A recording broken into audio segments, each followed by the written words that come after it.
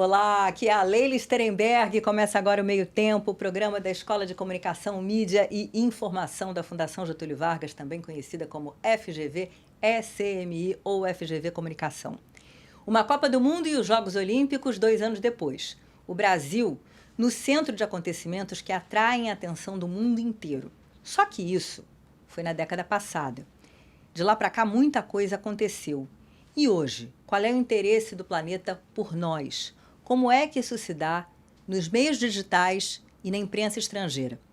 Com a palavra, os gringos.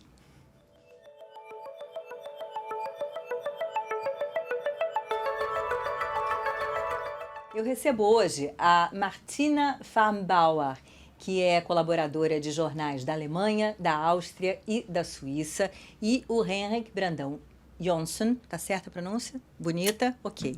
Que é correspondente do... Agora é mais difícil, tá? Dagens Nyheter. Tá bom? Dagens Nyheter. Dagens Nyheter. Então, eu vou chegar lá. Até o fim do programa eu chego lá. E é o seguinte, esse jornal em português quer dizer simplesmente Diário de Notícias, apesar desse nome que é difícil de pronunciar, vem a ser o maior jornal da Escandinávia. Bem-vindos! Obrigado. Obrigada. Sei falar Willkommen, mas não sei falar em sueco. Välkommen. Willkommen. É quase a mesma coisa. Quase a mesma coisa. Então, vamos começar como a gente costuma, quebrando o gelo. Palavra de vocês preferida em português ou na versão brasileira da língua portuguesa? Henrik. Bagunça. Muito bem. Essa é muito boa. Martina. Saudade. Ah, todo mundo adora saudade, né? É fofo isso. Eu gosto de eita. Eita. Ou então, Ixi. caramba! Né? Tem umas palavras, caramba! Olha só, conte-me sua história, Martina. Você cobria esportes, veio para a Copa do Mundo em 2014 e aí resolveu ficar de vez. Seguindo a seleção brasileira nessa Copa famosa de 2014, já com essa ideia de me mudar para o Brasil depois. Então, eu me mudei em 2015, ainda com esse foco em futebol, Olimpíadas também, urbanismo. E depois das Olimpíadas, quando muita gente foi embora, eu percebi que, para mim, as Olimpíadas só tinham sido uma boa desculpa. E, na verdade, o meu interesse era muito mais amplo. Eu acabei ficando e também abriu mais o leque. Comecei a cobrir literatura, política, economia, ainda como freelance, até me virar correspondente da dpa, que é a maior agência de notícias da Alemanha. Fui correspondente durante 3, 4 anos e agora trabalho para vários jornais do mundo germânico de novo. E você está há quanto tempo aqui já, Henrique? Olha, 21 anos. Caramba! E você viu bem essa curva, né? Quer dizer, 21 anos, você chegou aqui, portanto, em 2003, é isso? Cheguei em 2002, estava cobrindo a eleição de Lula. E aí você pegou um ciclo grande. Porque exatamente. Você pega... Então eu peguei essa do começo, up, e depois... Up, que você diz é aumento de interesse pelo Brasil. Interesse pelo Brasil e também a economia brasileira. Lembra que em 2009 o Brasil estava quase o quinto maior economia do mundo. Estava assim, a capa do Economist era o Cristo Redentor, indo para o céu, assim. E alguns anos depois, essa Cristo Redentor ele fez uma capa com... assim. Então eu peguei essa coisa que o Brasil vai ser realmente um potente global. O que você experimentou nos anos Bolsonaro, um governo declaradamente antiglobalista, um momento em que a gente teve... desmatamento grande, queimadas na Amazônia, essa história toda. E qual é a situação hoje? A gente na presidência rotativa do G20, a perspectiva de sediar uma COP em Belém no próximo ano. É difícil, assim, eu acho que o Brasil antes era assim, com Lula, estava todo mundo adorando Lula. Lembra Barack Obama, assim, the best president in the world, the most popular president in the world. Agora, Lula não é mais assim, porque a gente não sabe onde está Lula. Um dia ele está com o Irã, outro dia ele está com Putin. A gente não sabe. Então, eu acho que o Brasil perdeu essa como se chama, principal, como ser um líder do Global South, assim. Mas essa G20, essa é uma oportunidade para realmente o governo de Lula retomar o espaço que o Brasil tinha.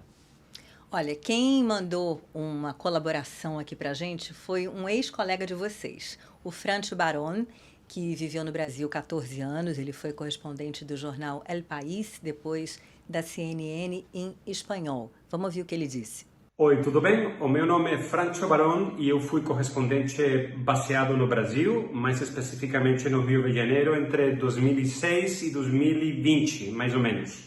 Então foram 14 anos muito intensos durante o primeiro mandato e o segundo mandato também do Lula da Silva.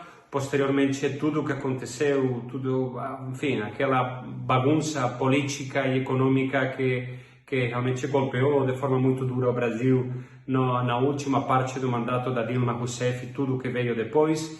E, enfim, a minha visão do noticiário brasileiro hoje em dia, da influência informativa que o Brasil continua mantendo no resto do mundo, é que aconteceram coisas muito graves.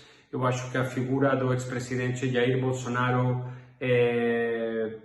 não foi muito positiva, né, para a imagem do Brasil no exterior, e que a volta do Lula da Silva, de alguma forma, representou para muitas pessoas, por exemplo, aqui na Espanha, uma boa notícia em geral, mas ainda a gente está aguardando, né, quais são os primeiros resultados específicos, concretos, do mandato, do terceiro mandato, nesse caso, né, do presidente Lula da Silva. Então, a influência informativa que eu percebi durante os anos que eu morei no Brasil, acho que foi muito elevada, a influência informativa em termos do noticiário, da cobertura jornalística no exterior, e atualmente eu estou vendo que isso, de alguma forma, está passando por um período um pouquinho de impasse, né?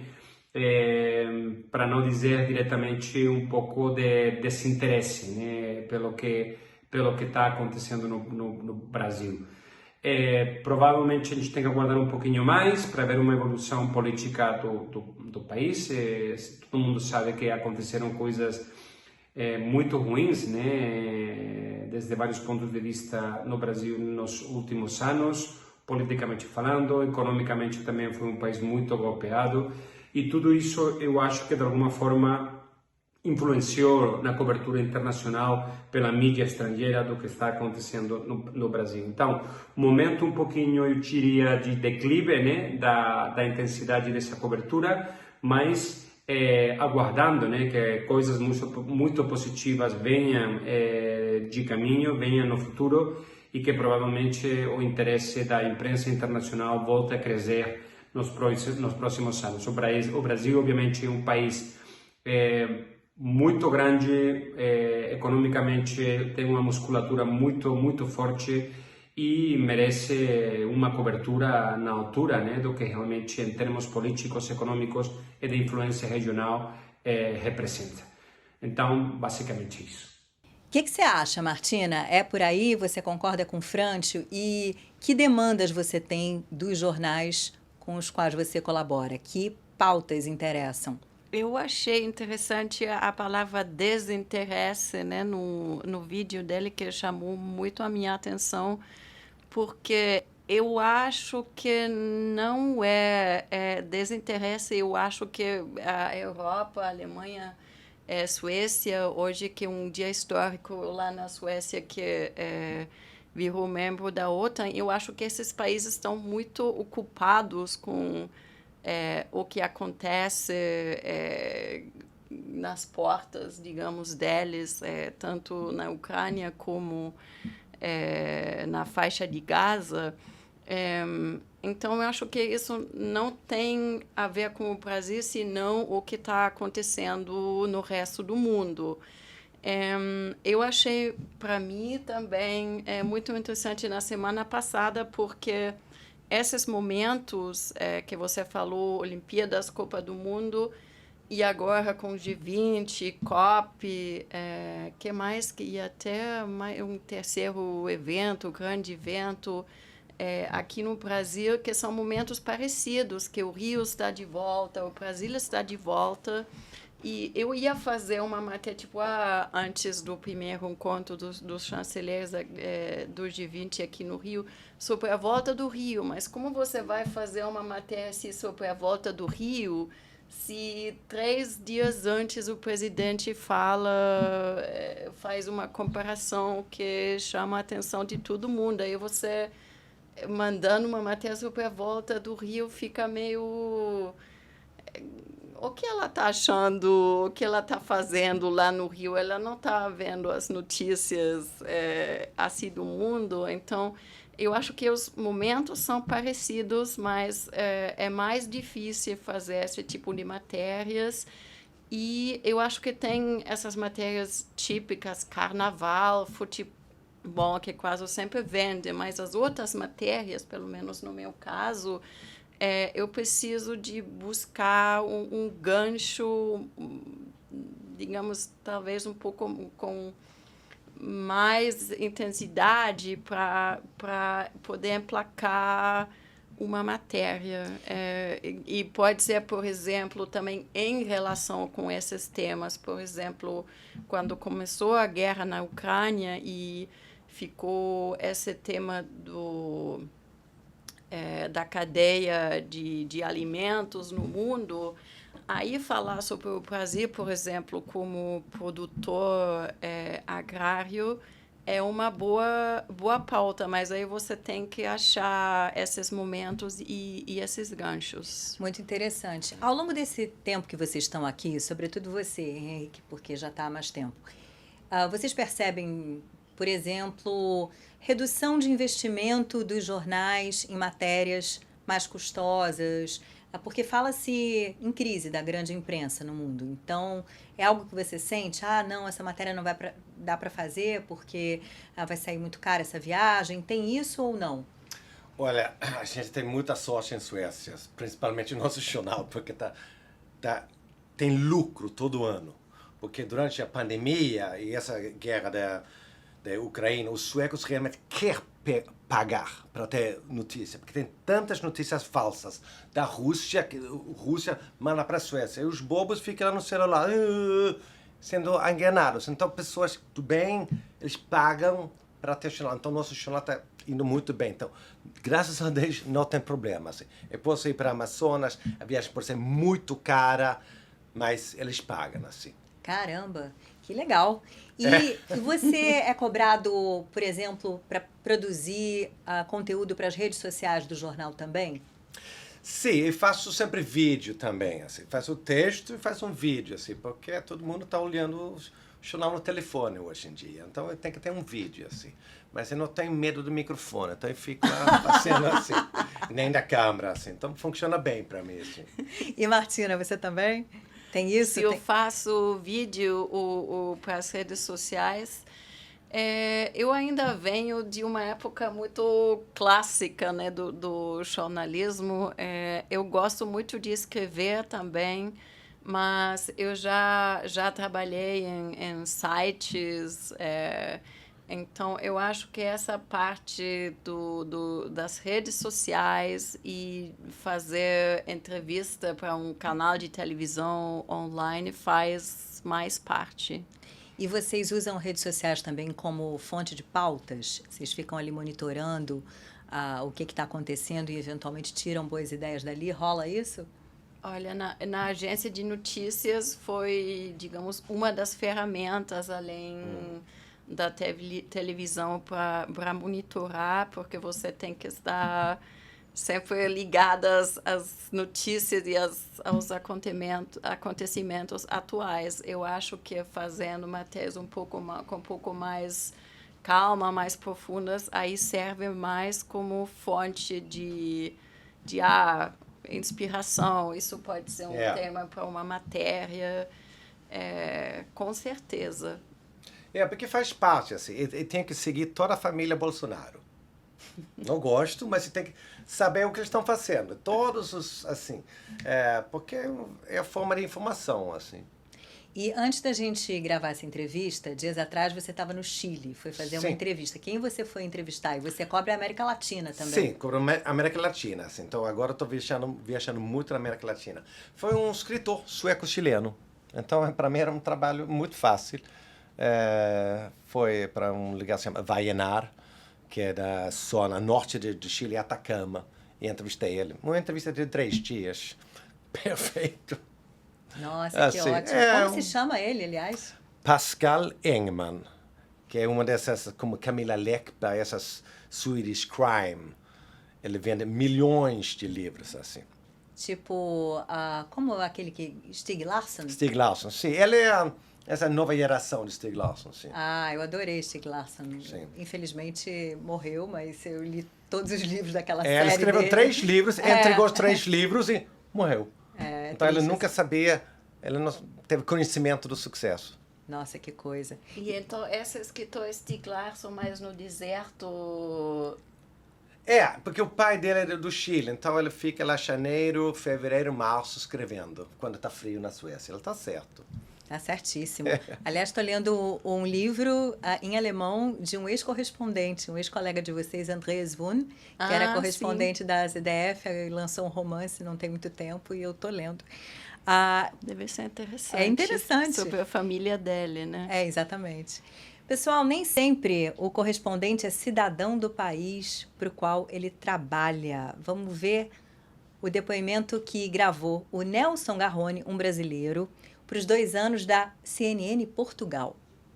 Olá, eu sou Nelson Garrone. Os portugueses já conhecem bastante aqui do Brasil.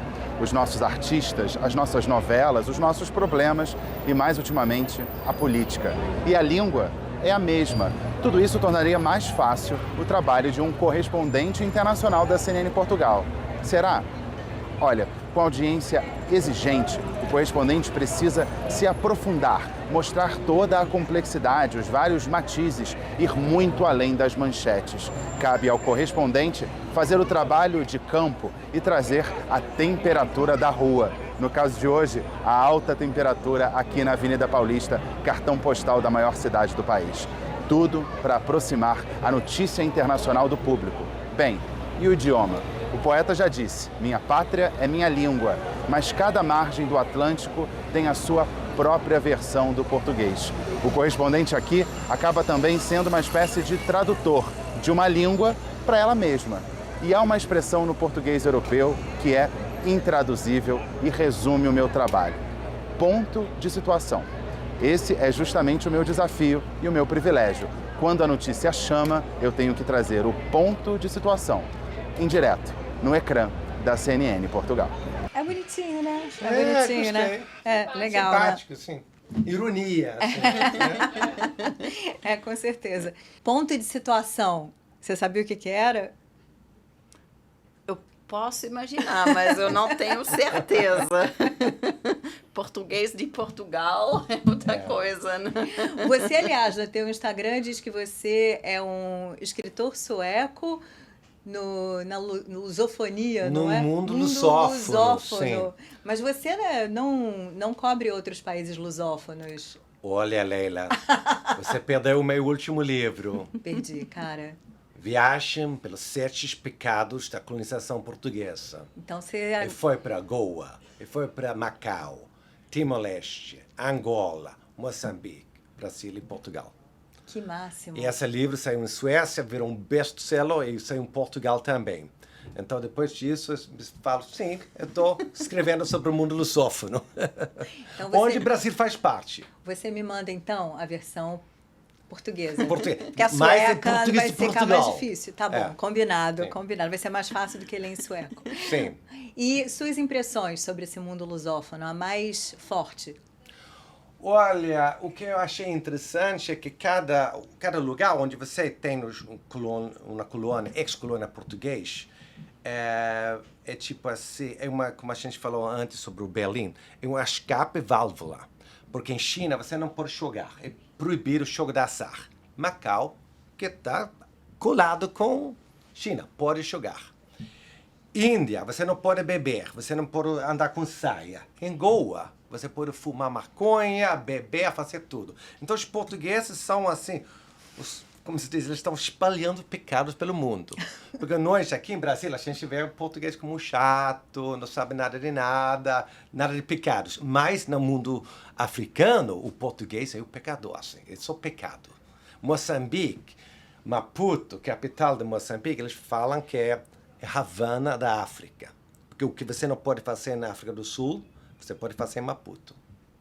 Então, isso que eu acho que essa coisa do pecado, eu achei muito interessante, assim. Não sei o que os portugueses vão achar dessas suas observações a respeito deles, mas não, tudo eles adoram bem. me criticar, então não tem problema. Eu amo Portugal, mas sou jornalista, posso criticar também. Mas pecado, nesse caso, significa diversão? Exatamente. Exatamente. Os 7 pecados capitais são... Não existe pecado do lado de baixo do Equador. E cada capítulo nesse livro tem um pecado, assim. Por exemplo, Moçambique, luxúria. Portugal, inveja. Timor-Leste é soberba. Então, cada assim, colônia tem um pecado, assim. Então, os portugueses não são tão chatos como as pessoas acham aqui no Não, mas Brasil. o pecado deles é inveja. Inveja é o pecado mais chato. Ai, gente, inveja, não vamos falar mal dos portugueses. É um pecado muito chato. Eu vou defender os portugueses aqui, para a gente não ter um problema aí. Olha só, o Nelson, que mandou esse depoimento para a gente, ele cobriu a reunião dos chanceleres do G20, a ministra das Relações Exteriores da Alemanha, veio, a Annalena Baerbock deu entrevista para a imprensa brasileira, inclusive, e o interesse dos alemães sobre esse encontro e sobre a presença dela aqui, teve? Teve, mas é um pouco isso o que eu tinha falado, que claro, o encontro virou o encontro para falar sobre a situação na guerra da Ucrânia e chamou, por exemplo, muito a atenção que tanto ela como o Lavrov estavam aqui e na mesma mesa, muito próximos um ao outro. Então, tive notícias, mas mais voltada para a política mundial. Meninos, agora é aquele momento do programa em que a gente aciona a inteligência artificial.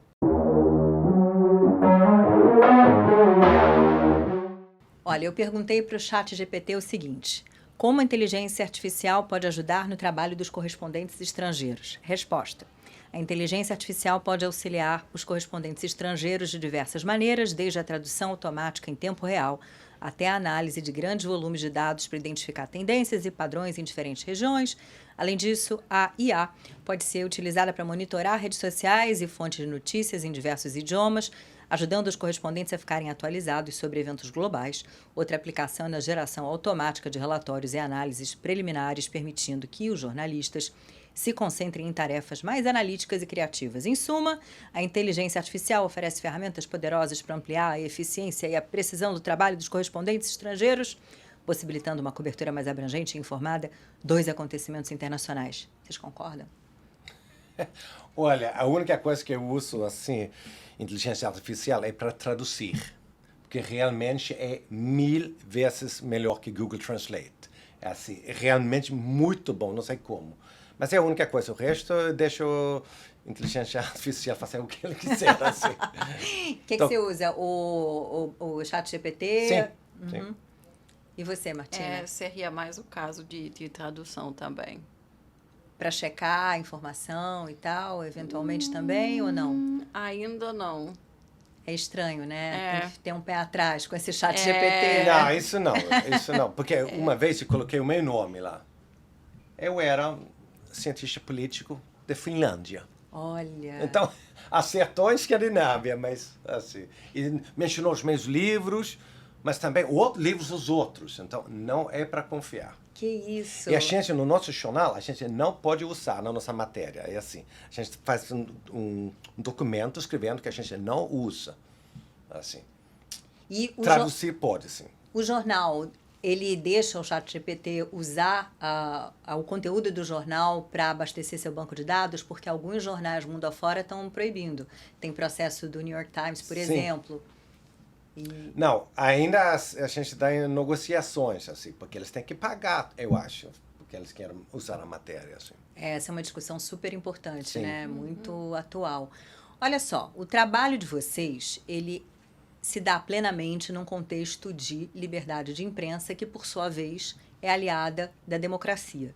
E a gente sabe que em países da Europa, sobretudo Hungria, é o que chama mais atenção, houve aí uma chegada ao poder e, na verdade, uma permanência no poder da extrema-direita e um cerceamento da liberdade de imprensa. Preocupa vocês o fato de estar havendo aí um avanço dessa extrema-direita, nacionalista, populista e, em vários casos, não afeita a democracia? Por exemplo, te pergunto a presença da extrema-direita no governo sueco. É algo preocupante para você? Para nós, assim, a nossa expressão de liberdade assim, é de 1769, então é o mais antigo do mundo, nossa lei dessa. Então, e nunca teve problema. O primeiro problema foi 2 anos atrás, quando esse partido de extrema-direita ganhou 20% dos votos na Suécia. Então, é um grande partido. E eles querem acabar com o public service. Essa que todo mundo paga para a terra. Eles querem acabar com isso, porque eles acham que todo mundo que trabalha lá é da esquerda e não fala a verdade. Isso não é verdade. Eles já fizeram tantas pesquisas. Quem trabalha em public service é igual como o sueco na rua. Tem 50% da esquerda, 50% da direita. Assim. Mas eles querem acabar, porque eles querem fake news. Isso é melhor para eles, assim, porque como o Bolsonaro usou aqui, funciona. Tem tantos bobos lá fora que acreditam o que entra no celular. Então, para a Suécia foi ruim, assim. E o avanço da Alternative für Deutschland, a AfD, na Alemanha? Ixi, voltando à sua palavra favorita, eita, agora é ixi, porque realmente esse é um ano que a Alternative für Deutschland pode, inclusive, chegar no poder de alguns estados no leste alemão. Então, realmente preocupa muito. Ao longo desses meses, teve manifestações com milhares de pessoas se manifestando a favor da democracia e da liberdade. Inclusive, algumas dessas manifestações foram canceladas porque as autoridades estavam com medo de não conseguir mais controlar, porque tinha tantas pessoas querendo participar.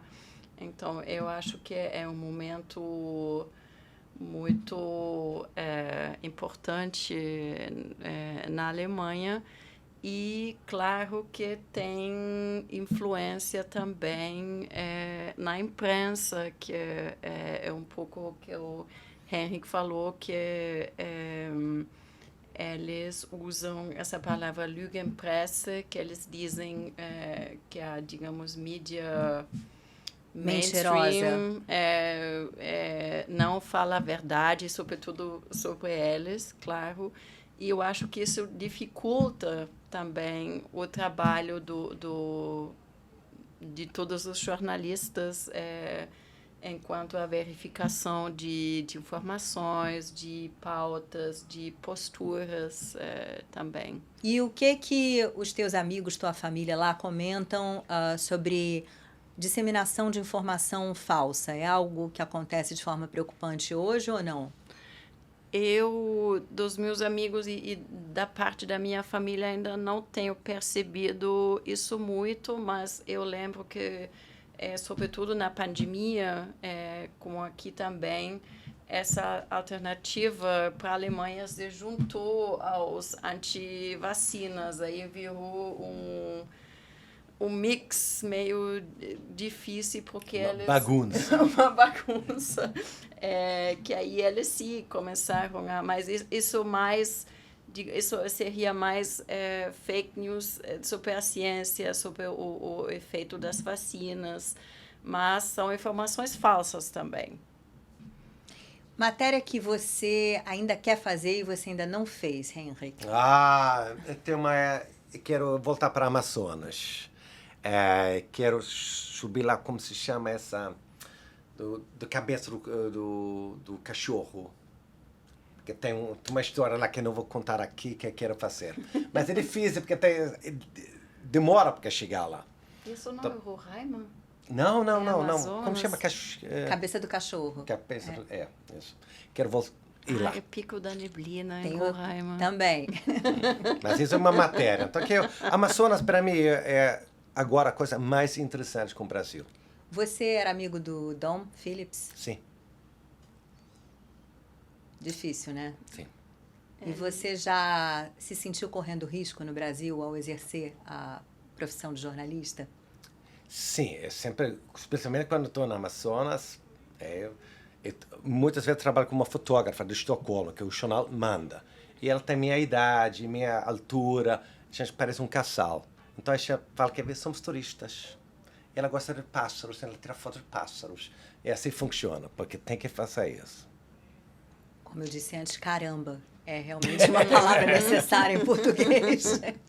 E você, Martina? Eu também. Uma situação num estádio de futebol que os torcedores...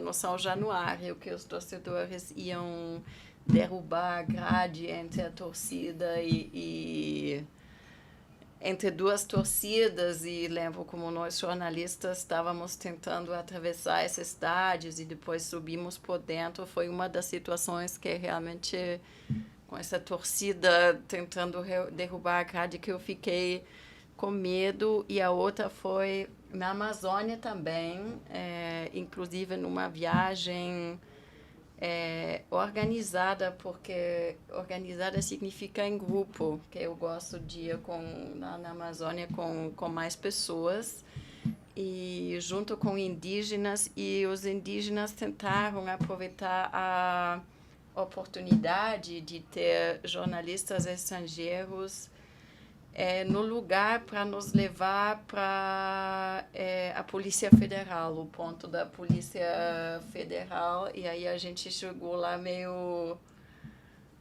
caída do céu, assim, que eu achei um momento tenso, tá? E matéria que você ainda quer fazer, ainda não fez?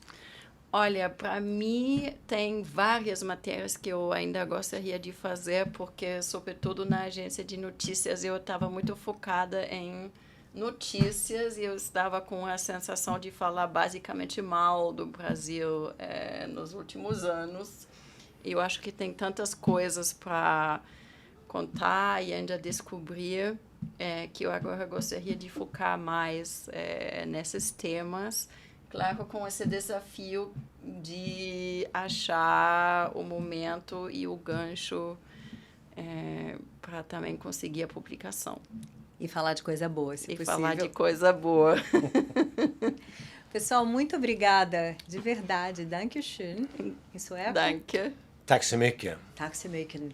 Estou enganando? Não, tá ótimo. Então tá, se você diz. Adorei, pessoal. Obrigada. Até a próxima. Obrigada a você. Obrigado. E obrigada a vocês também. Até o próximo Meio Tempo.